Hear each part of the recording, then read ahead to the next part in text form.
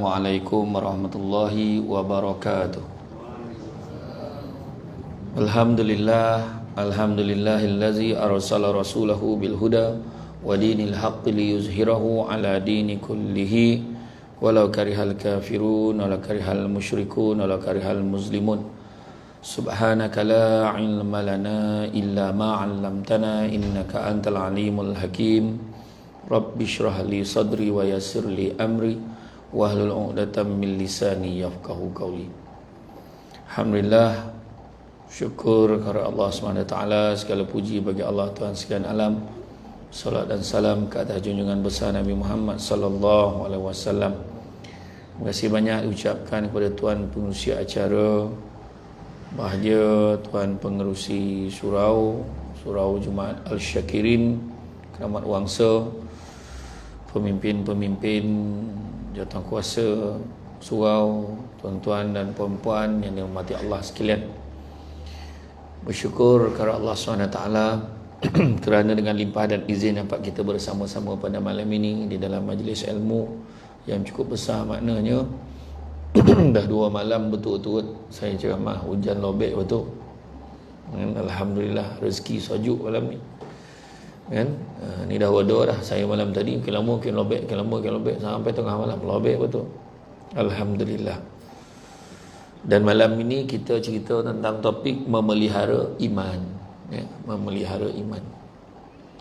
Kalau kita lihat bagaimana dalam surah Al-Hujurat ayat yang ke-14, Allah Ta'ala berfirman, a'udzubillahi minasyaitonir rajim, qalatil a'rabu amanna qul lam tu'minu walakin qulu aslamna walamma yadkhulul iman fi qulubikum wa in tuti'ullah wa rasulahu la yalitskum man a'malikum syai'a innallaha ghafurur rahim. Orang-orang Arab Badui berkata, kami telah beriman. Katakanlah kepada mereka, kamu belum beriman, tapi katakanlah kami telah tunduk Islam. Kerana iman belum masuk ke dalam hatimu, dan jika kamu taat kepada Allah dan Rasulnya, dia tidak akan mengurangkan sedikit pun pahala amal perbuatanmu. Sesungguhnya Allah Maha Pengampun lagi Maha Penyayang. Dan dalam kita menyebut tentang iman ni tadi, maknanya Arab Badui ni sebut apa? Arab Badui ni sebut, aku seorang beriman, aku seorang beriman. Kemudian Nabi tegur, alangkah baiknya kalau kamu menyebut yang kamu seorang Islam. Sebab apa? Sebab Islam boleh selesai dengan pengakuan, tapi iman ni tak dapat dah selesai dengan pengakuan, mesti selesai dengan perbuatan. Yang datang malam ni kan kebanyakan semua boleh dikatakan yang datang malam ni insya-Allah Islam. Insya-Allah. Tetapi dari segi iman tak dapat berani tentang Nabi dah ada alhamdulillah ke Keramat Wangsa ni dia rasa dia paling beriman sekali. Oh, tak dapat cakap macam tu. Kan?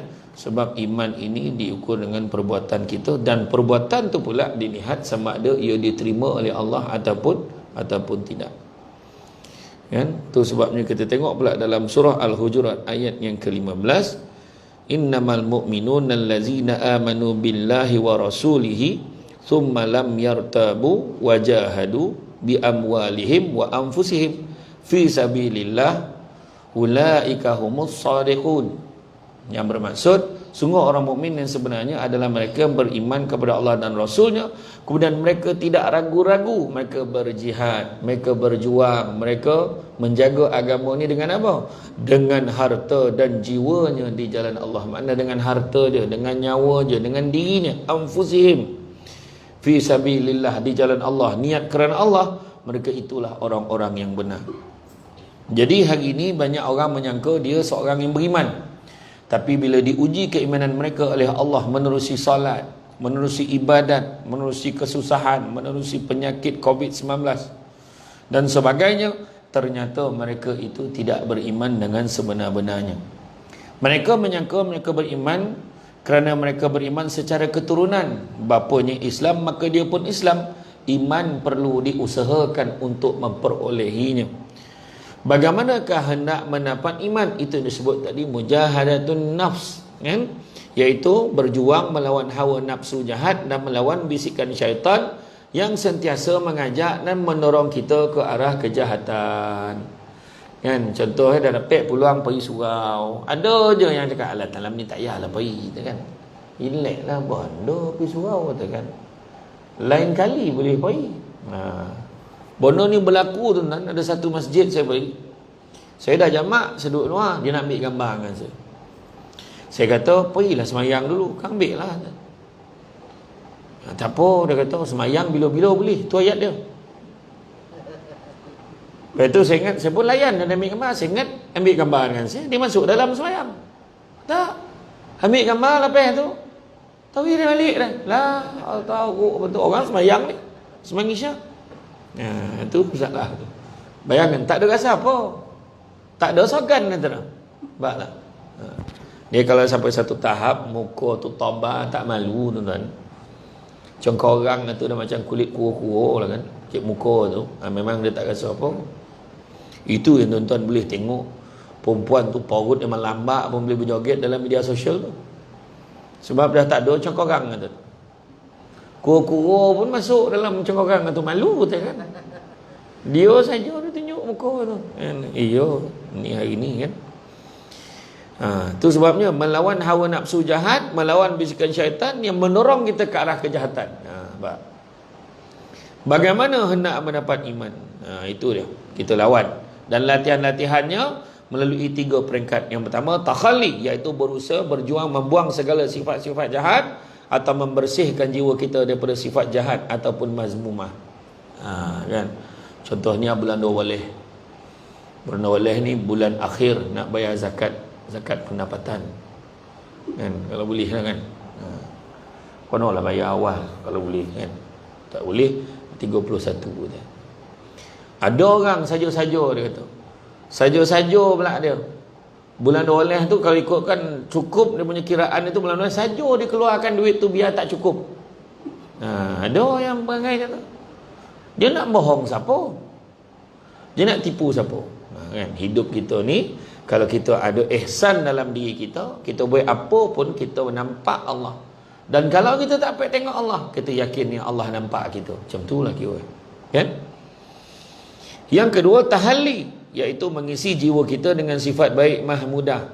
Yang pertama tadi, buang benda-benda tak elok. Contoh, selama ni gamar mengumpet, mengutuk orang tak biabi. Kan? Jadi dah buang tu pula, ganti pula lidah kita ni dengan cakap benda-benda yang baik, berzikirnya, mengajinya, kan? Menyampaikan ilmu yang baik-baik, kan? Setelah kerja pembersihan selesai, kita isi pula wadah jiwa dan hati kita ini dengan perkara yang baik. Dan peringkat yang ketiga adalah tajalli. Peringkat tajalli adalah peringkat merasai nikmat meninggalkan atau membuang sifat jahat dan merasa nikmat mengisi atau melakukan sifat baik serta merasa keagungan dan kehebatan Allah. Benda ni kita rasa bila? Waktu PKP. Waktu PKP dulu terasa seronok terasa lah bila semayang dengan keluarga berjemaah tu, rasa kelazatan kan. Macam tu. Walaupun ina atau ina keluar setiap hari, tak apa. Tapi terasa nikmat dia dapat semayang dengan keluarga. Itu penting. Kan? Orang yang dapat membuang sifat-sifat jahat dan dapat pula menghias dirinya dengan sifat yang baik, Allah akan singkap hatinya dapat merasa nikmatnya beribadah dan nikmat sentiasa mengingati Allah dan ingin membuat kebaikan. Itu dia. Orang ni kalau dia hati dia baik dah tu kan, dia iman itu ada dalam hati, dia nampak benda pun dia nampak baik. Dia nampak sampah tu, terus dia fikir benda baik, dia ambil, dia buang. Orang yang iman ni kurang, dia nampak ni tak siapa buang ni, mesti orang sini ni dia membersihkan, tidak tu. Dia tak ada pergi bersih, dia akan cakap ini mesti kau jual orang surau tu. Ayat ni. Sedangkan tuduhan tu dia tahu tak berasasnya, tak ada buktinya, dia tak tahu siapa orang tu tertinggal daripada kereta kau, terabang kau, tiup ke angin kau, kita tak tahu. Tapi itulah yang akan dijaga oleh orang-orang yang ada sifat yang baik. Akan singkap hati masa nikmat beribadah dan nikmat sentiasa mengingati Allah dan ingin membuat kebaikan. Dan cara peringkat kedua pula melalui mengerjakan amalan sunat. terutamanya sembahyang sunat, khususnya di waktu malam sembahyang tahajud. Sepada amalan sembahyang sunat ialah puasa sunat, berdoa, baca Quran dan sebagainya. Dan ketiganya adalah mendapatkan iman ialah melalui tafakur, iaitu berfikir atau merenung ialah salah satu cara mendapatkan iman, khususnya merenung dan berfikir akan kebesaran Allah. Jelaslah bahawa iman ini perlu diusahakan. Kita pandangnya, pada terfikir je COVID-19 tu fikir ini kekuasaan Allah. Allah bagi satu dunia dapat bukan kita je. Habis keramat tak keramat kono. Walaupun tompek itu dikatakan keramat, dahlah keramat wangsa pula kono tetap kono. Kan tak kira lah tompek tu hebat macam mana. Tersembunyi ulu bondol kono juga. Kan ulu kelang kono, kan tak kira lah mana kan. Bila Allah Taala kata kono lah. Kan macam-macam. Ada orang tu daripada mula Covid sampai kesudah dia tak kena Covid, contoh kan. Jangan pula bangga diri, tetap kekal dalam mood kita berjaga-jaga kan. Ada orang buat tajuk kan, cara bekerja pasca pandemik. Pasca pandemik mana? Selepas pandemik. Masalah belum sarah saya lagi pandemik ni dia tu. Kita menuju kepada endemik tapi tak sampai lagi kan. Tapi orang Malaysia senang, dia pukul rata dah, kira settle lah tu kan. Tu dia pergi bercuti semacam tu. Kata rindu kat mak ayah, apalah Langkawi lah. Habis tu semua mak ayah kat Langkawi, pahala. Langsung kena balas kan. Balas dengan apa? Apa balasan? Siakap. Macam tu lah kan. Tu lah. Faham-faham lah kan. Dan cara memelihara iman ini, iman perlu dipelihara kenapa? Dia akan dirosakkan oleh nafsu dan syaitan. Dengan itulah ada orang beriman dan kemudian jadi tidak beriman kerana imannya telah dirosakkan. Kawal iman supaya tidak rosak. Iman boleh rosak melalui iktikad seperti meragui hadis Nabi, meragui hukum dan undang-undang Islam. Tuan-tuan, jangan pukul kata ada orang cakap ni hadis dhaif. Hadis dhaif ni hadis lemah kan. Hadis lemah maka dia kata tak boleh terima, hadis palsu. Jangan. Hadis dhaif ni lemah, jangan kita pukul hadis dhaif tu hadis palsu.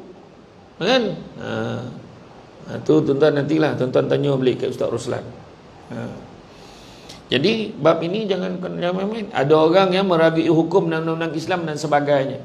Belak tak ada pakai tudung ni, tak ada mana pun dalam Islam tak ada teh. Dan Quran sebut labuhkanlah pakaian kamu. Dia tak ada sebut suruh pakai tudung pun, tutup aurat tak ada pun. Dia main-main ni kan. Kan? Perkataan, ucapan seperti menghina Rasulullah, ada juga tidak yakin hukum Allah dan sebagainya. Perbuatan seperti melakukan perbuatan syirik, memohon pertolongan kepada selain dari Allah. Contohnya bapa kepada segala pin, ayah pin namanya. Dia pergi ya, macam-macam lah kan. Tiba-tiba lah dia mengaku Nabi untuk orang Melayu. Ada kita pula percaya lah, minta tolong dengan dia. Tuan-tuan tengok yang dalam kalau ternampak lah dalam drama tentang ajaran sesat tu, kita tak kalah macam tu sangat orang, tapi itu hakikat dia. Ada orang tu dia kat rumah ya, dia kata dia duduk rumah pun walaupun dia baca ni dia dah boleh pergi haji, dia keliling pokok dah. Dia keliling pokok tu dia dah tawaf dah, yang penting niat dah, Allah terima dah tu. Dan ada lah ramai yang ikut ni, yang ikut ni bukan yang bangang-bangang tu, yang anda-anda pegawai-pegawai tinggi, bos-bos besar ramai yang ikut lah. Minum air kaki. Parah kan. Itulah dia kan. Bila hati tu kan. Itu sebab kena jaga iman kita. Iman yang telah ada pada diri kita perlu dikawalkan dengan sifat diri kita. Yakin pada agama Allah, perintahnya, dan ikhlas dalam melakukan amalan. Contohnya salat, istilah niat taat pada Allah dan bukan kerana menunjuk atau kerana malu atau kerana dipaksa, bukan kerana sebab-sebab lain. Iman merupakan kurniaan Allah kepada hamba-hambanya yang terpilih, maknanya bukan semua orang dapat. Dan dia merupakan nikmat paling besar dan tidak ada tolak bandingnya serta tidak dapat dinilai dengan harta seisi dunia. Antara cara menjaga iman lagi adalah menjauhi amalan yang boleh membatalkan iman, sebagaimana sabda Rasulullah SAW, daripada Sufyan bin Abdullah radhiyallahu anhu berkata, aku telah bertanya kepada Rasulullah SAW, wahai Rasulullah, ajarkan aku mengenai satu ajaran agama Islam yang tidak perlu lagi aku bertanya orang lain mengenainya. Maka Rasulullah SAW bersabda, katakanlah sesungguhnya aku beriman kepada Allah, kemudian teruskanlah dan sempurnakanlah kepercayaanmu hingga ke akhir hayat. Hadis riwayat Muslim. Maknanya, jauhilah amalan-amalan yang boleh membatalkan iman. Bini nak beranak, tak mahu ni beranak, dah 3-4 hari dah, mengoning-ngoning paut dah, macam merakah-rakah urek ke paut dah. Macam mana ni? Sekali orang tu pula ngajar dia, kau langkah paut bini kau 3 kali tu. Macam mana tu? Jangan buik tuan-tuan. Lepas tu kau lagokan kepala anak kau tu ke dinding, anak kau yang nombor 3. Aduh lah anak ketiga pula mula tu. Polik-polik, aduh yang ikut dah tu. Jangan buik tuan-tuan. Paut dah kombung, dilangkah-langkah pula. Langkah-langkah. Mari masuk kompi kau impit-impit kan. Dah kombung kau langkah-langkah kan kau ajar tu. Jumpa dia dengan Ustaz Rosyidi tu. Ustaz Rosyidi tu. Ustaz minta tolong tawarkan air. Kau tolong tawar air. Tu pun cakap, macam mana nak tawarkan air ni? Air memang dah tawar tu. Alah baca lah apa-apa. Baca apa? Baca ayat kursi 3 kali, selawat 3 kali, Fatihah. Dia lah ajar baca apa. Baik kau yang baca. Perangai kan. Ya tak ya pula. Ustaz Rosyidi pun baca. Dia baca. Bismillah. Siap buka. Dia buka lu. Dia kena buka. Bismillah. Dia memang berbisik, tak tahu kenapa. Dia tak cukup kuat lah. Bismillah. Lepas tu dia tiup Dah tiup cepet tutup. Takut tu keluar. Kau bagi bini kau minum dah. Bagi bini minum langsung beranak. Bila dah beranak, besok tu beratur panjang rumah Ustaz Rosyidi. Semua bawa botol. Nampak tak? Kadang-kadang tu yang macam masalah ni, tingkat kepercayaan kita tu. Nampak tak? Kan? Percaya ke air, kau percaya Allah Ta'ala. Nampak tak? Itu yang kita kena perbetulkan. Kadang ayat kita, dialah satu-satu boleh tolong kita pada masa ni, tak ada orang lain dah. Tak. Kadang-kadang kita cakap tu, kita kena hati-hati tu. Kan doakanlah mudah-mudahan Allah gerakkan dia boleh tolong kita. Barulah steady. Ada lapik kan. Nampak tak? Contoh kan, ada orang tu cakap, aku dengan dia memang saja tu, bini aku tu nak bersibuk nak minta cerai. Kau tengoklah. Malam ni dan kojokan dia tu. Dia kojokan bini 2-3 bulan mengandung ni. Mengandung. Takkan nak cerai lagi. Nampak? Kita silap kalau kita fikir jodoh perceraian itu sebab dek kita buat dia beranak. Salah. Dan kalau ada rezeki anak, kan? Adakah itu jaminan kita tak bercerai dengan bini kita? Tak. Kan? Ada orang cakap macam tu. Ya, tu kena perbetulkan balik kan. Ya. Kan banyak perkara, antara perkara boleh membatalkan iman adalah syirik, khurafat, kufur dan sebagainya. Poi dia memujuk kubur tu. Berasap-rasap kubur. Rupa bukannya kubur tu berasap. Ada gas bocor kat belakang lokek-lokek kan kubur tu. Kan? Dia orang macam nampak pokok tu kan. Pokok tu sujud. Bukan mana pelapah tu dah lama tu dah nak mati dah. Habis keluar satu majalah yang kocik buku tu. Saya tak nak sebut lah kan. Ramai yang beli baca tu. Lepas tu takut sendiri. Lepas tu ngajar anak-anak cucu takut kat tu. Jangan pergi dapur momok kata. Momok ambil kau. Bodoh. Mengajar anak-anak kita takut dekat bondo yang kita sendiri pun tak bondo kan. Ajarlah anak takut ke Allah Ta'ala. Kan? Kufur dan sebagainya. Syirik ini maksud menyekutukan Allah dengan sesuatu pada zat, sifat dan perbuatan. Menyembah patung, percaya batu boleh mengubah nasib seseorang, memakai tangkal azimat dan sebagainya. Ingat tak dulu-dulu Tangkal nak elak muntah, tali kasut lilit kat leher. Dengar tak mari? Berkapur lah tu. Dulu kan macam-macam betul. You pula lepeh pakai tangkal yang tali kasut tu tak muntah. Puih betul lah cari kasut kan. Dulu yang golak tu mana pernah berlaku tu. Ya. Kan?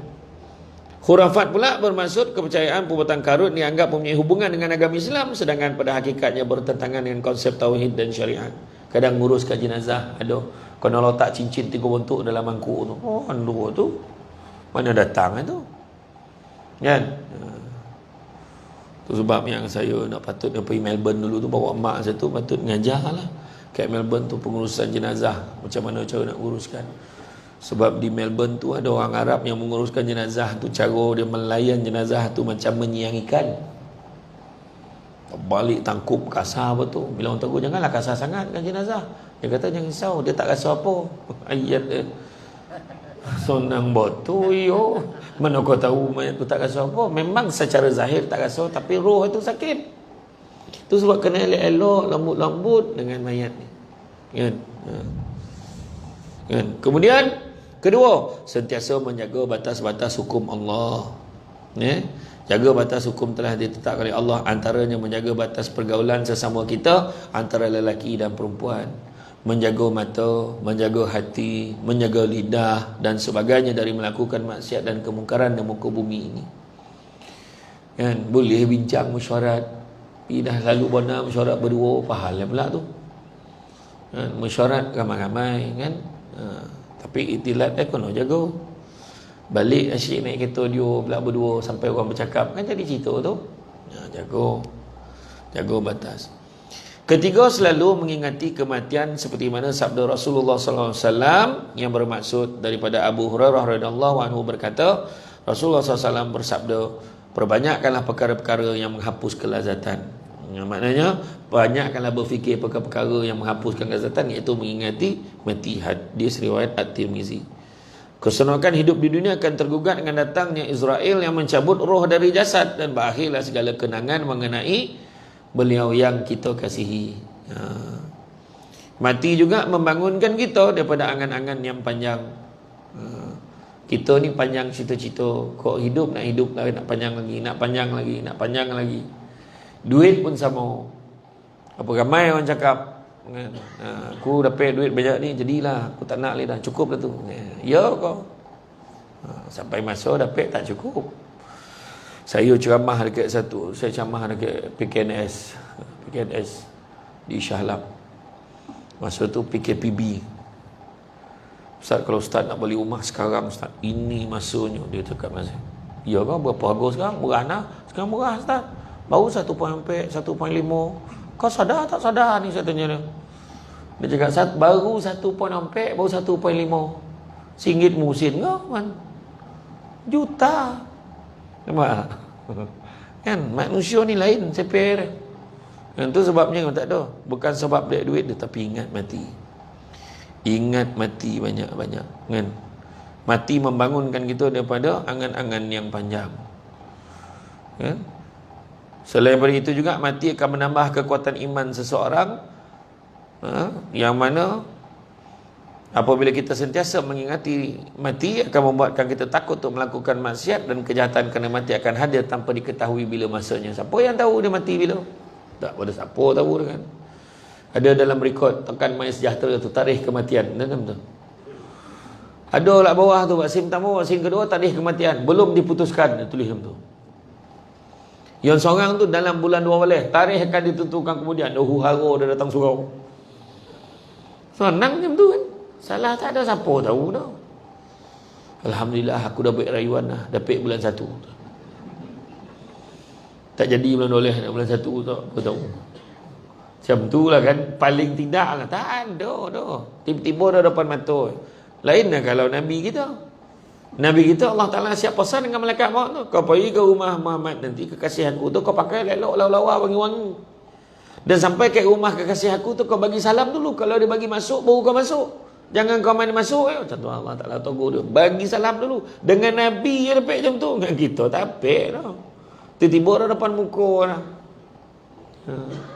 Masa tu cubalah cakap. Dan sibuk lain kali lah kau datang. Cuba cakap. Tak dapat dah tuan-tuan. Cakap pun dah tak dapat. Kan? Dia dah sampai dia dah. Kan? Jadi takut untuk melakukan maksiat sebab mati hadir tanpa diketahui bila masanya. Cuba kita tengok COVID-19 kan. Orang keramat wangsa dia tak faham COVID-19, dia faham COVID-19. Orang KL kan tak ada apa bondo COVID-19 ni cakap. Punya COVID-19 baru faham. Kan? Kalau kita tengok ada orang yang sampai paras oksigen dia rendah, dia ditidurkan kan. Masa tu kita nampak betapa hebatnya kuasa Allah ni. Ada orang yang paras oksigen yang terlalu rendah, kita fikir kalau dia ditidurkan ni tak ada bangun ni dah, kata cakap. Bangun dia boleh. Dan berapa ramai orang tak adalah serendah itu. Dan kita tengok, insya-Allah okey esok tu. Stable lagi lah. Cuma dia makin turun, orang tidurkan dia. Tak bangun-bangun meninggal. Ada. Sebab mati ke hidup ni bukan atas percaturan ikut logik akal manusia, tak. Kalau Allah Ta'ala tulis survive lah. Kalau Allah Ta'ala tulis mati, matilah. Tu yang bila orang marah ambil vaksin pun mati lah. Tapi kau ingat apa? Ambil vaksin tu 100 tahun umur kau bertambah.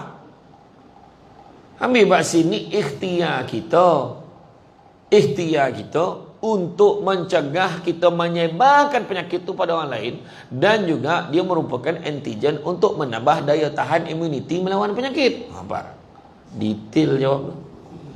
Sebelum diterangkan oleh doktor apa doktor nama tadi? Doktor Mansur Mas'ud apa tadi nama tadi? Kan? Yang pakar kan? Ya. Dia bukan jadikan kita kebal. Dia meningkatkan daya tahan diri kita dalam penyakit. Ada orang tanya, Ustaz, saya dengar Ustaz Pfizer tu kena ambil lagi 4-5 kali. 10 kali pun dia ambil. Nah dia kata tu ikhtiar dia kan. Kita buatlah. Ambil macam mana? Kan? Macam marin orang cakap kalau kau nak kahwin dengan anak dara tu kan, ni ikhtiar itu. Nah, kau salawat 3 kali, kau minum air paip tu. Dia khabar lah, contoh lah. Kau minum air yang dah masak ni, dah siap doa ni, kau minum satu hari setiap hari lepas maghrib. Jangan tinggal. 30 malam untuk turut. Buat dek punya nak mbak lah, contoh lah kira. Kita ni nak selamat. Kan cerita tu lah, nak selamat.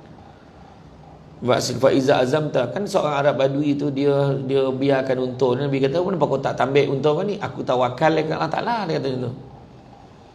Nabi kata, kau ikat dulu tali dia tu baru kau tawakal. Nabi kata, fa'iza azamta fatawakal Allah. Kita kena usaha dulu baru tawakal, bukan tawakal buta ya. Kan? Berlaku tuan-tuan. Satu keluarga ni dia ada isteri 4 orang. Anak ramai lah. Dan dia anti vaksin. Dan dia tak bagi anak-anak. Bini semua tak boleh. Tak bagi. Akhirnya dia terlantar. Paru-paru badan dia dalam ni anggota semua rosak. Dia ditidurkan. Tapi alhamdulillah hidup dia lagi gitu. Tapi anak-anak dia, isteri dia semua positif. Tepik pada dia. Tapi badan dia rosak. Masa tu baru suruh anak ni pergilah ambil vaksin. Maslahah ni penting. Saya bukan pandai dah tuan-tuan. Saya tak pandai. Kalau tanya saya lah, tak pandai saya dah. Tapi habis sebab tak pandai ni, kau buat macam mana? Aku ikut dalam majlis fatwa kebangsaan tu kata apa? Dah mufti-mufti semua cakap hukum dia harus dan wajib. Kita siapa pula? Yang bercakap tu siapa? Yang tak puas hati tu lah. Yang kata benda tu tak betul tu siapa yang cakap tu? JKKRT tu. Kan tu pakar cakap tadi. Tak, bukanlah kata menghina ke apa tak, tapi mana kapasiti kita nak cakap. Macam saya pun saya kata saya rujuk dia. Saya tanya, bang betul ke ni bang? Orang cakap macam ni.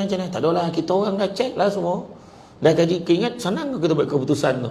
Berapa kali mesyuarat tau sebelum nak buat keputusan tu? Dia pun risau nak keluarkan hukum tu. Dah kaji baru keluar hukum. Kita pula vaksin tu ada babi tu. Elok kawan tu kata harus dan wajib kau membabikan vaksin tu. Kenapa?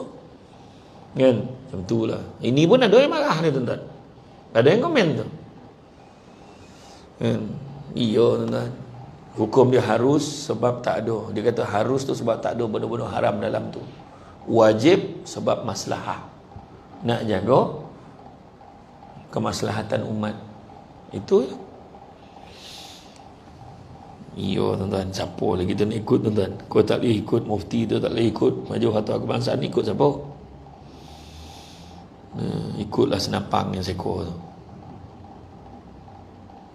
Senapang yang takut balik Malaysia tu lah. Senapang yang dah ada senapang sibuk nak buang senapang itu.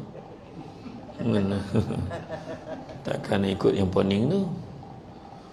Faham-faham, tak faham sudah tuan-tuan. Tanyalah kawan yang faham tu. Kemudian segera bertaubat bila melakukan kesalahan tu satu lagi. Kan? Taubat adalah kembali pada Allah setelah melakukan maksiat. Iman seseorang kadang-kadang naik, kadang-kadang turun. Penting sekali kita kena tahu macam mana cara nak jaga iman kita agar terus istiqamah. Perbaiki solat kita, tu pertama. Ni nak bagi langkah-langkah ni. Pertama, memperbaiki solat kita. Kan? Tidak hanya solat, melainkan solat yang khusyuk dan berkualiti. Itulah solat yang mencerminkan keimanan dan ketakwaan. Khusyuk ni bukan makna tak sadar diri, tuan-tuan. Allahu Akbar. Tak ada langsung fikir lain. Tak ada.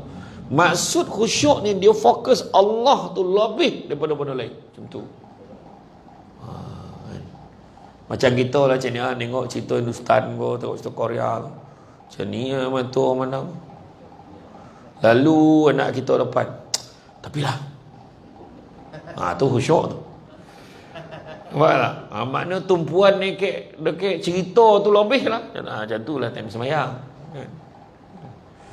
Ini time semayang, jumpa barang hilang macam mana? Allahu Akbar. La teh meja apa tadi kita bin Allahu Akbar. Surbat dah sampai belum kan? Tengok soalan dia kan. Semua soalan tu kan. Kau berapa lebih ceramah ni tengah semayang fikir berapa lebih ceramah ni sampai tak makan sati depan tu semua tu fikir. Bagi salam dia teringat pasal rombongan minggu depan sampai rombongan ni Langkawi. Bagi salam, Assalamualaikum warahmatullahi. Weh, nak tanya Langkawi tu jadi tak? Dia tahu tanya je bersambung daripada bagi salam tu. Dia takut terlupa tu. Makna fokus sikit benda lain tu lebih kualiti solat kita. Solat berkecapui. Berkecapui tu laju lah ni. Yang lagi laju tu berdosu. Tu lagi laju. Paling lagi laju menabut laju lagi tu. Yang lagi laju menculin tu laju betul. Tu bahasa ni 9 lah. Tanyalah Ustaz Azman Halim, tanyalah Ustaz Nur Azman itu, tanya. Betul ke tak? Menculin dia. Kan? Allah Ta'ala berfirman, bacalah apa telah wahyukan kepadamu, iaitu Alkitab, Al-Quran dan diri kalau salat. Sesungguhnya salat itu as-salat tanha anil fahsya'i wal munkar, mencegah perbuatan keji dan mungkar. Dan sungguhnya mengingati Allah adalah lebih besar keutamaannya dari ibadat-ibadat yang lain. Dan Allah mengetahui apa yang kamu kerjakan. Surah Al-Ankabut. Selain pada salat wajib juga boleh melaksanakan salat-salat sunat seperti salat sunat rawatib, salat taubat, salat malam dan lain-lain lagi. Baiklah salat-salat yang kita boleh buat. Masuk salat sunat tahajud, salat sunat tahiyatul masjid. Lepas itu salat sunat baik kan, salat qabliyah ba'diyah baik kan.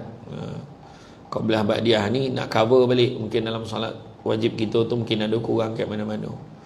Tapi ada orang tu lepas semayang tu dia relax bersandar tu, makna kau semayang lah dan dah okey dah, tadi dah tengok semayang dah okey macam mana kan. Dia buat KPI dia sendiri macam mana kan. Kemudian yang keduanya, memperbanyakkan zikir. Berzikir kepada Allah banyak-banyak. Dengan berzikir artinya kita sedang mengingati Allah. Zikir tidak selalu dalam bentuk bacaan yang panjang atau dalam pelbagai hitungan. Mesti 1000 ke 500 ke baca. Ikut apa yang kita boleh. Berzikir mengingati Allah boleh dilakukan bila-bila masa saja dan di mana saja. mengingati segala hukum Allah, hukum pengetahuan yang ada di alam ciptaan Allah ataupun azab atau hukuman Allah, itu juga adalah merupakan satu bentuk zikir. Apa yang diajarkan dalam kuliah ilmu untuk kita ingat balik, itu juga adalah satu bentuk zikrullah. Untuk itu orang yang berzikir akan mendekatkan dirinya kepada Allah dan semakin cintanya kepada syariat dan hukum Allah. Kemudian mentadabburkan Al-Quran. Itu yang ketiga. Al-Quran adalah petunjuk, dan dalam meningkatkan iman dan takwa, membaca Quran adalah jalan yang tepat. Kadang tanya balik, bila last khatam Quran? Sebelum upacara batalai semayang. Orang perempuan bersimpuh dengan baju pengantin mengaji. Baca imam depan tu. Baca tu. Bismillahirrahmanirrahim. Allazina pula macam tu baca tu. Dah lah speaker tu satu kampung dong ah. Mengaji tu. Itu tadabbur ni apa? Memahami isi kandungannya. Al-Quran itu adalah petunjuk. Al-Quran adalah jalan yang tepat. Membaca Al-Quran bukan hanya untuk membaca teksnya, tetapi untuk kita buat apa yang dah diajar dan diperintahkan di dalam Al-Quran, menjadikannya pedoman untuk kehidupan sehari-hari. Seperti mana yang Allah sebutkan dalam surah Yunus ayat yang ke-37, tidaklah mungkin Al-Quran ini dibuat oleh selain Allah, akan tetapi Al-Quran itu membenarkan kitab-kitab yang sebelumnya dan menjelaskan hukum-hukum yang telah ditetapkan. Tidak ada keraguan di dalamnya, diturunkan dari Tuhan semesta alam. Untuk itu, tadabbur Al-Quran adalah satu yang wajib dilakukan, dan ketika sudah mempelajarinya, maka akan muncullah keyakinan dan tidak ada keraguan sedikit pun. Seterusnya, berkumpul dengan orang-orang yang soleh. Cari kawan-kawan yang nama Salehuddin. Soleh, katakan. Mana ni? Salih, katakan. Soleh tu, kan? Jadi berkumpul dengan, bergaul dengan orang-orang yang baik. Dia baik dengan imam, dengan Ustaz Roshidi, baik dengan ustaz-ustaz yang kawan agaklah kan.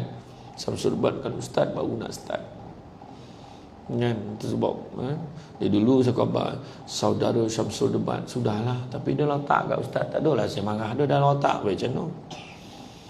Ustaz Samsul Debat USD mahal tu, US dollar kan. Tak adalah kan. Tapi itu dia, bercampur, bergaul dengan orang-orang yang baik. Sebab apa boleh campur dengan orang yang baik? Kita bawa burak, Allahu Akbar, jom kita semayang. Nampak, kita pun ikut semua. Apalah hal lah kita tak semayang, dia orang semua semayang? Paling tidak kan. Campur dengan orang yang baik. Jom pergi kelab jam, pergi kelab malam. Ni awal lagi, malam masih muda tu, nampak ayat dia. Dah yang lain semua pergi, takkan dia tak pergi, dia tu. Dia pun pergi. Langsung semayang dalam kelab malam. Tak ada mana, kan?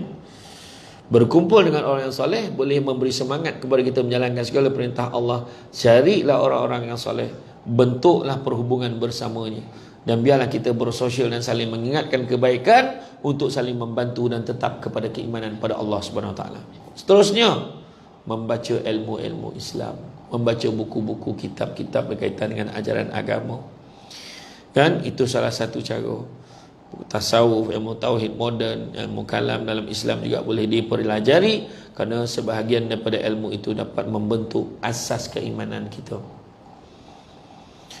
Kemudian melakukan penilaian diri, iaitu muhasabah. Tengok balik aku ni setakat mana, aku semayang ni macam mana, aku ni mengaji macam mana, aku ni dengan orang macam mana, sudahkah aku macam mana.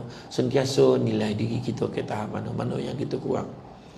Seterusnya, menjauhi percampuran yang buruk. Jangan kita bergaul dengan orang-orang yang poning. Gaul dengan orang poning, kita pun poning sama. Bergaul dengan orang yang tukang bosi, kalaupun kita tak buat bosi itu, kita akan dapat percikkan bosi itu akan melubangkan baju-baju kita. Berkawan dengan orang yang jual minyak wangi, walaupun kita tak jual, walaupun kita tak boleh, tapi wangi itu mungkin melokek kat kita. Macam itulah keadaan dia, kan? Jauhilah lingkungan yang buruk. Bukan berarti kita harus bersikap eksklusif hingga tak boleh berkawan dengan orang, tapi kita nak berhati-hati, takut kita terjebak sama dengan benda-benda yang tak baik, kan? Kemudian mengikuti majlis ilmu. Jangan pilih penceramah, datanglah. Itu sebab saya puji surau ni. Memang daripada dulu memang macam ni lah ramai, walau siapa pun penceramahnya. Ya tak Alhamdulillah. Itu semangat yang kita nak. Bukan nak tengok Samsul debat mana dah. Kan? Ya tak? Yo teh kan. Kan? Memang ramai. Tu betul lah tu. Dah berbunyi bodok tu. Nak azan dulu ke apa? Tak. Azan dulu ke tahu ya?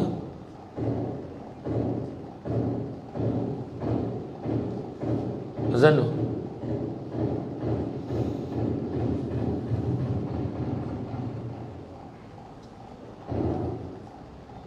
Azan dulu.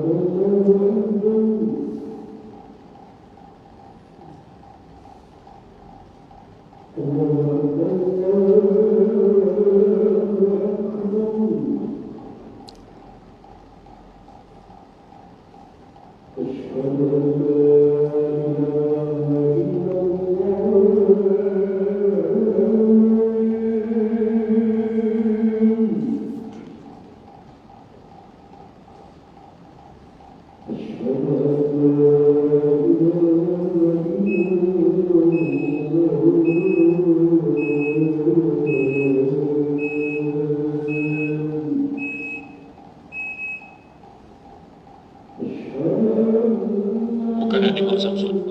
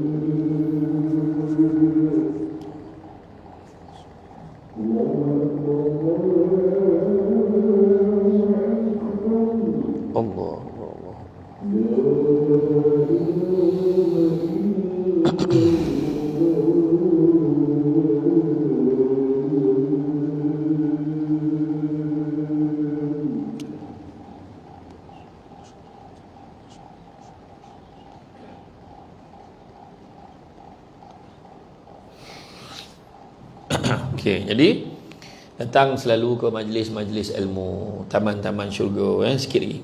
Jadi majlis ilmu ni akan bagi kita hikmah dan banyak juga pencerahan. Ada orang cakap lah pergi dengan ceramah belum tentu lagi jadi baik dia tu. Memang betul. Belum tentu jadi baik, tapi ada harapan jadi baik. Paling tidak kalau kita dengar ceramah tu mesti ada terdetik kat hati kita, betul lah dia cakap tu. Aku pun macam tu. Kadang kita cakap kat hati kita je, orang tak dengar. Kita dengar. Yalah, aku pun banyak baik hal. Jadi baik dia bila dengar. Tapi keluar pada surau tu baik pangai dia balik. Pergi datang majlis ilmu dengar, elok dia balik. Jadi lama kelamaan mudah-mudahan dengan majlis ilmu tu dapat tarbiyah kita, ubah kita menjadi manusia yang lebih baik. Bagaimanapun ilmu yang selalu kita perlukan akan membuatkan kita sepatutnya menjadi semakin baik setiap saat. Hadirilah majlis ilmu kan, ilmu pengetahuan yang bermanfaat agar kebesaran Allah semakin hadir di dalam diri kita. Kemudian mengasah akal dan menjauhi hawa nafsu, kan.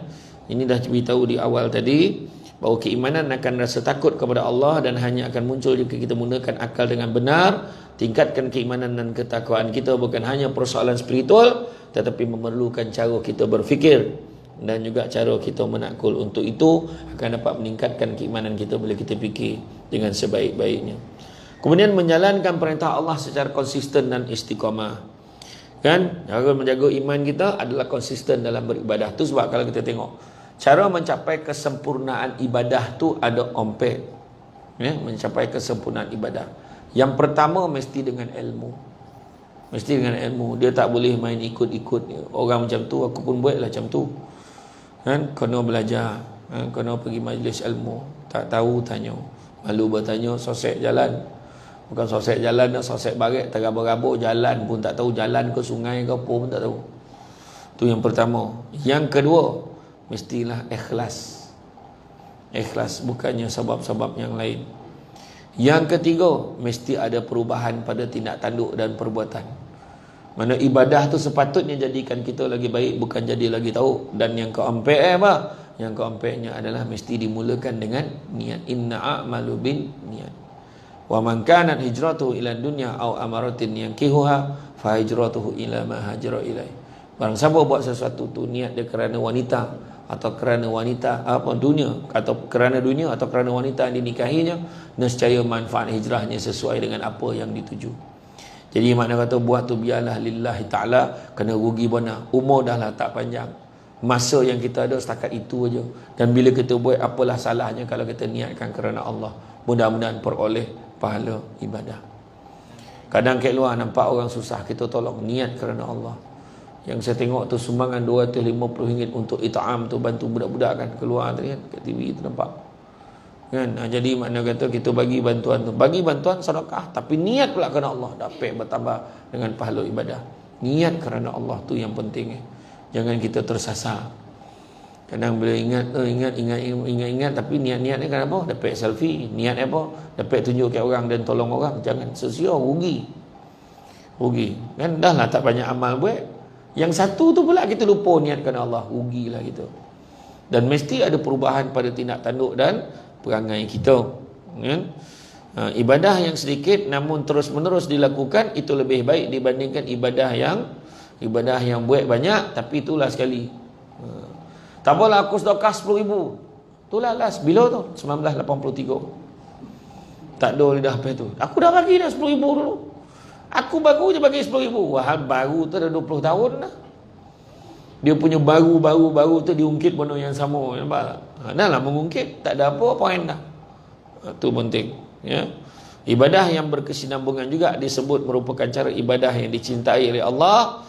Maka itulah caranya untuk kita menjaga iman yang boleh seseorang Muslim itu lakukan. Jangan lupa untuk selalu berdoa kepada Allah SWT agar diistiqamahkan berada di jalan yang lurus. Jadi itulah yang penting yang kita kena kerja dalam hidup kita. Beza kita dengan orang tu sebab dikatakan oleh Buya Hamka tu, hidup kalau sekadar hidup, babi di hutan pun hidup. Kerja kalau sekadar kerja, kera di hutan pun bekerja. Apa beza? Beza kita ni beriman. Bila kita ada iman, maka kita ni tak adalah membuta tuli, dia hidup macam binatang-binatang yang kat hutan tu. Dia nak survive, dia buatlah macam-macam. Walaupun dia akal tu akal binatang kan, tapi dia buat apa yang dia boleh. Tu ada binatang yang makan najis dia sendiri, ada. Tu ada binatang yang sudah tak mandi. Tu ada binatang yang sudah memang dia tak kira. Ada binatang yang mengeluarkan bau busuk. Ada binatang-binatang macam-macam sifat ni Allah Ta'ala bagi pada binatang untuk kita berfikir. Itu sebab kita ni bukanlah binatang. Tapi kalau kita tidak menggunakan akal fikiran, boleh jadi kita lebih tahu daripada binatang. Itu sebab cakap penatemu. Kenapa? Sebab apa? Sebab dia perangai itu, dia tak berfikir, boleh jadi dia pun lagi tahu daripada binatang. Jadi tuan-tuan dan puan-puan yang mati Allah sekalian, itulah dia pada hari ini. Siapalah kita di sisi Allah kalau kita tidak ada iman dan kepercayaan, keyakinan, etikad kepada Allah Subhanahu Wa Taala. Rugilah kita hidup kita dalam dunia ni kalau kita sia-siakan tanpa kita ada keimanan kita kepada Allah dan Rasul. Itu sebab bila ada seorang tanya saya baru-baru ni, dia tanya, Ustaz kata rezeki tak pernah salah alamat, tapi kenapa tak pernah sampai ke alamat rumah saya? Dia boleh tanya soalan tu. Saya kata kalau kau tanya soalan macam tu, maknanya apa? Maknanya bukan salah rezeki tu salah hati kau butuh. Kenapa pula? Sebab orang yang beriman dalam hati dia yakin Allah bagi rezeki ni bukan dalam bentuk yang kita fikir. Kalau kita fikir dalam bentuk duit, maka tak dapat duit, kita cakap tu bukan, mana aku tak ada rezeki. Tak, sedangkan banyak lagi Allah bagi ke kita.